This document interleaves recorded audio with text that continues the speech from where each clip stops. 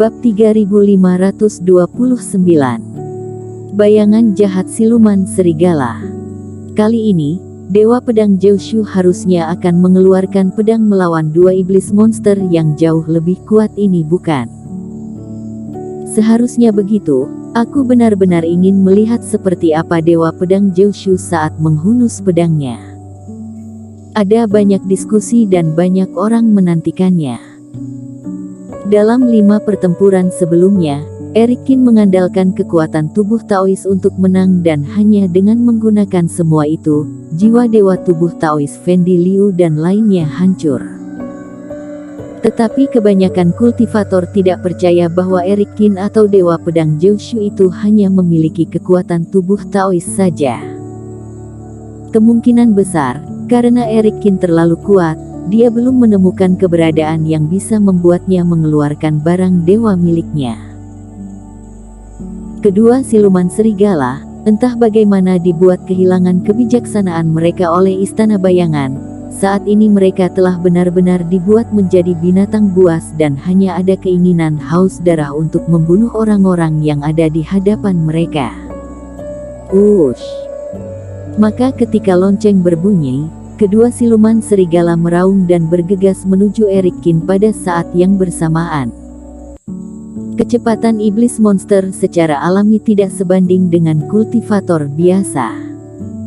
Dalam sekejap, cakar serigala yang tajam merobek ruang dan ingin merobek Eric Kin langsung menjadi berkeping-keping.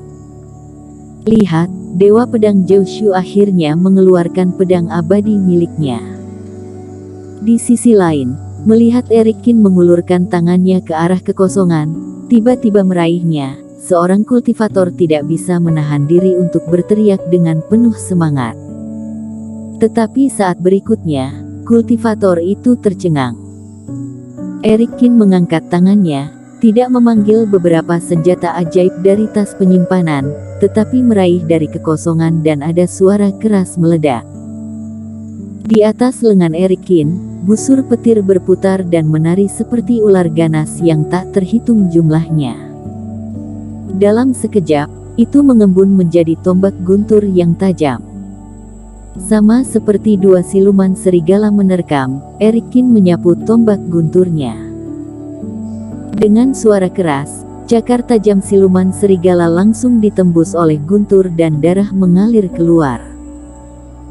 Tetapi di bawah keganasan, cakar belakang dari dua iblis monster mengerahkan kekuatan dan mulut serigala besar itu menggigit Eric Kin. Pada saat yang sama, bayangan yang kental di tubuh siluman serigala menyebar, berubah menjadi bayangan yang tak terhitung jumlahnya dan menggigit ke arah Eric Kin. Dalam sekejap, tubuh Eric Kin diselimuti oleh berbagai serangan dan bahkan siluman serigala besar dan sosok bayangan itu, seperti awan gelap, mengaburkan jejaknya. Bayangan siluman serigala ini, memang karena pelatihan khusus dari Istana Bayangan yang luar biasa. Dalam hal kekejaman dan keganasan, ini lebih kuat dari Fendi Liu dan si tua Gudi. Bohong. Tetapi pada saat Eric Kin dikepung, raungan gemuruh bergema di antara serigala siluman dan bayangan itu. Suara itu memekakkan telinga, seperti 9 sambaran petir yang dilepaskan oleh langit. Di tengah ledakan, para kultivator terkejut melihat ada guntur biru menembus bayangan, diikuti oleh yang kedua dan ketiga. Bagaikan terik matahari yang menembus awan gelap, petir yang tak terhitung jumlahnya menembus bayangan tersebut dan bahkan menembus tubuh siluman serigala. Petir itu awalnya adalah musuh abadi dari bayangan dan hantu jahat. Bayangan-bayangan ini langsung dicabik-cabik setelah terkena sambaran petir dan kedua serigala siluman juga diterbangkan olehnya. Pada saat ini, rambut hitam Eric Kin berkibar dan pakaian berantakan. Dia melayang di udara, dikelilingi oleh ribuan guntur, seperti seorang raja yang mengendalikan guntur. Di tanah, ada busur guntur. Di atas tirai cahaya, ada banyak sekali barisan cahaya.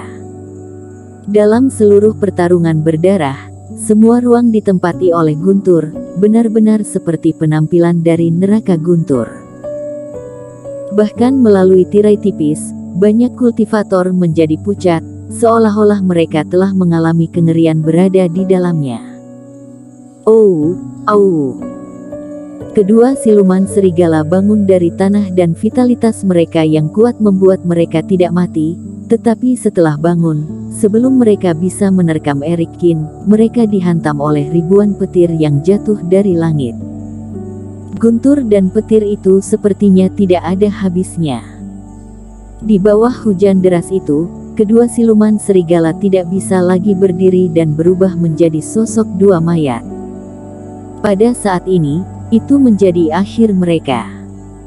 Pertarungan berdarah kembali ke penampilan semula. Erik Kin perlahan jatuh, duduk kembali lalu memejamkan mata. Kelopak mata Penatuaku berkedut hebat. Siluman serigala juga dianggap sebagai salah satu iblis monster paling kuat yang dikendalikan oleh pertempuran berdarah, tetapi dia tidak menyangka bahwa mereka masih belum bertahan lama di tangan Erik Kin.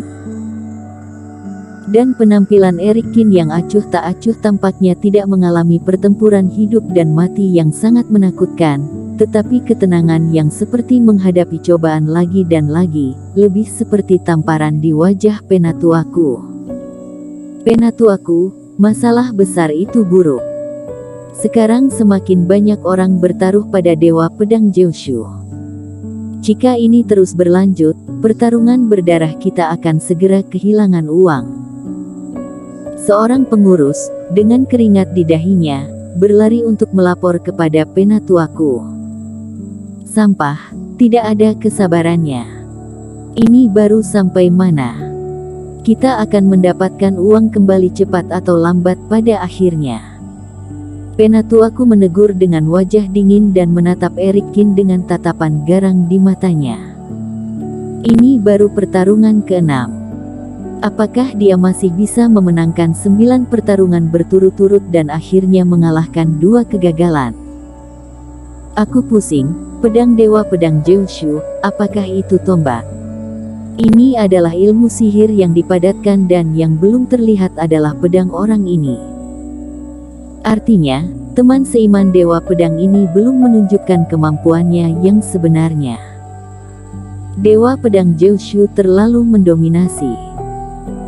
Aku meremehkan dia sebelumnya, berpikir bahwa dia hanya dapat bertarung paling banyak 7 atau 8 pertempuran, tapi sekarang, tampaknya dia bertarung tanpa menggunakan seluruh kekuatannya. Benar, hampir setiap pertarungan didominasi habis-habisan. Aku benar-benar tidak tahu dari kekuatan besar mana dia berasal. Para kultivator sedang berbicara dan seorang kultivator dengan wajah bahagia datang. Haha, kalian punya waktu untuk berbasa-basi, kenapa tidak bertaruh saja? Dewa Pedang Jiushu ini sangat kuat, kalian tahu dia tidak akan kalah untuk sementara waktu, jadi mengapa tidak menghasilkan sedikit uang saja? Ini tidak baik, jika kalah, batu roh yang telah disimpan begitu lama akan hilang begitu saja. Seorang kultivator ragu-ragu. Bah, kalau begitu aku tidak bisa berkata apapun. Lagi pula, aku biasanya tidak melakukan hal semacam ini, tapi Dewa Pedang Jiushu terlalu kuat, jadi aku tidak bisa menahan diriku. Tuh, aku baru saja mendapatkan 10.000 batu roh kualitas terbaik. 10.000 batu roh kualitas terbaik. Begitu kultivator itu mengatakan ini dan mata beberapa kultivator yang ragu-ragu di sebelahnya tiba-tiba menjadi berbinar. Walaupun mereka juga termasuk dalam ranah fase penilaian, namun masih dalam tahap awal dan jumlah 10.000 batu roh masih cukup banyak.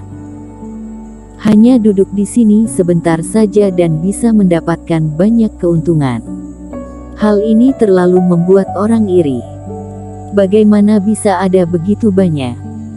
Bukankah ada batas atas taruhannya? Ya, tapi jangan lupa bahwa ini adalah pertarungan maut. Aturannya berbeda dari pertarungan berdarah biasa, Jika tidak, mengapa pertarungan maut menarik begitu banyak perhatian? Kultivator ini memperoleh batu roh, sangat segar dan bersedia mengucapkan beberapa patah kata lagi. Jika kamu tidak percaya, lihat ke belakang, masih ada kultivator yang masuk.